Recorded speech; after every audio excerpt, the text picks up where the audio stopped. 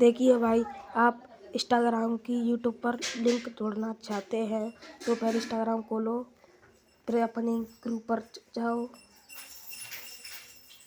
Share profile share पर जाओ, link करो, लिंक कर काट देना। वाईटी स्टूडियो खोलो, वाईटी स्टूडियो खोलकर अपने चैनल पर वो कोना दिख रहा है, इस कोने पर लो, कोने पर पेंसिल पर लेना,